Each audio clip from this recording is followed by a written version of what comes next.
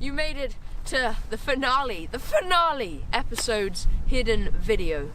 Yeah, I can't believe we finally reached the 3rd episode. Firstly, congratulations on finding this episode's, the finale episode's hidden video. If you don't know what these are, these hidden videos, there's one hidden video within every single episode of the Adventure Diaries.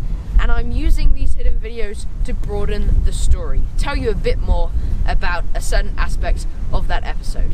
And was this episode full of adventure, full of wilderness. And that's actually what I want to touch upon in this hidden video. I want to talk about the wilderness of Dartmoor and sort of the cliches, the stereotypical Dartmoor, and explain why there are cliches about Dartmoor in the first place. So let us begin.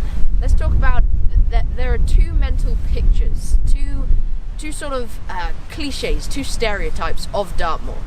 The first one is formidable bog, a vast expanse of bleak, boggy wilderness. The land covered in Quakers, a land of nothingness. And that is the first mental picture that most people, visitors, would have in their mind of Dartmoor. And there is a good reason as to why a lot of people have this mental picture. For one, it could be that you watched the Adventure Diaries and you saw that is the case, that the first trip we did was pretty much that. It was vast expanse of nothing, of moorland, of marshes, of bleak grassland, nothing really interesting apart from the waterfall, which was absolutely beautiful. So maybe you got it from that, but most probably not. This sort of mental picture, this sort of stereotype that you would have, maybe because of the very famous novel from Sir Arthur Conan Doyle, part of the Sherlock Holmes series. It's called The Hound of the Baskervilles. Now, I have actually read the book myself. I read it a long time ago, and that is partly why I did have that sort of image of Dartmoor in my mind.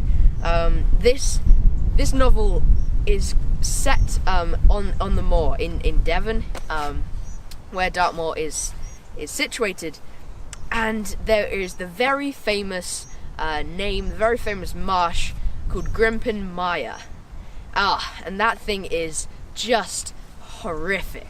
Now, the way Sir Arthur Conan Doyle writes this novel, he describes the moor as a very dull, a bleak, and formidable area.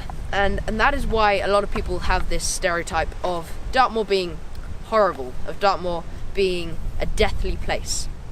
Here, in this little extract, a dull and foggy day with drizzle of rain, always very horrible weather, and he never really presents Dartmoor in a good sense, and that is why there is that stereotype. Now, I must say that these stereotypes, they are valid in a sense. There is some truth to them. As you saw in the Adventure Diaries, it did seem like it was a very fearful area, the moor with the marshes. It was very formidable in itself. And there are tons of stories of the moor being this dark and scary place. I know one, a very, very famous story of Dartmoor. This man, this must have been in the 1800s or so, probably even longer than that.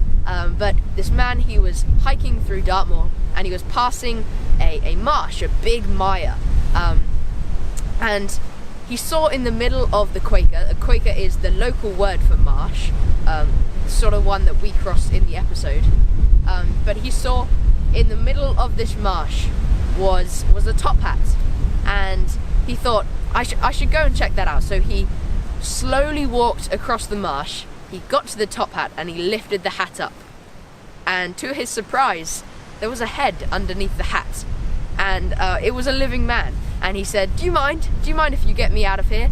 And the walker, he was like, well, I have some rope, but where should I hook it up to, because I can't put it on your neck? Where should I put it to anchor you out and pull you out? And the man in the marsh, he said, well, it would be good if you could anchor the rope to the horse I'm sitting upon. That's a pretty scary story. So the man with the top hat had been stuck in this marsh with only his head exposed, no hands to push his top hat off or anything like that. But even more, what is even more is that he was sitting on his horse. His horse was under the marsh. Now I'm not sure if the horse survived. I highly doubt that, but it's a pretty scary story. These marshes, these Quakers, these Mayas, they are not to be messed with. And then there are the other stereotype, the other cliche, and that is sort of the postcard picture. What you would want to see if someone sent you a postcard from Dartmoor. That would be the beautiful tors swathed in purple heather and the green lush grass. And we also experienced that ourselves as well. In the second half of the episode, we go out on another expedition and we go to a completely different, a completely divergent area of Dartmoor. And that just really shows the mystery of Dartmoor. And I did touch upon that in the episode, but I really want to accentuate this point that it is a crazy place. Absolutely spectacular. Despite it not being in Cornwall, I still consider it home, because whenever we can go up to Dartmoor, which is, it seldom occurs, but it is, hey Betty, hey, it is one of the most incredible experiences that I can have, and I really do love adventuring it. Oh, the horse is going crazy. So yeah, that's pretty much what I wanted to touch upon, sort of give you some context of why Dartmoor can be considered this scary place, and also some context on the beauty of Dartmoor. But I also want to say one more thing that I didn't get to put in the episode, and that is, when I was searching for gold, I did have some knowledge of that. Well, firstly, I knew that quartz was there, so that is a very good indicator for gold. If quartz can develop in these areas, gold is very similar in characteristic, and it can develop there also.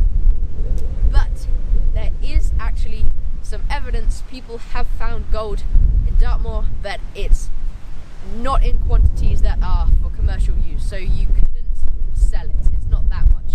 But I just wanted to touch upon that. It would have been cool if I found a little tiny little golden nugget. But yeah, I just want to say that. So yeah, thank you for watching the Adventure Diaries, for sticking around, for enjoying it, supporting me through this. It's been an incredible journey. I've loved it so much, and I hope to make a season 2 one day. Maybe next year, maybe half a year, who knows? We'll see what happens. But I really thank you for coming on this journey. It's been incredible. Let me know what you thought. Share the Adventure Diaries. I want to reach it, get it out to a wider audience. And other than that, just have a good day. Stay curious.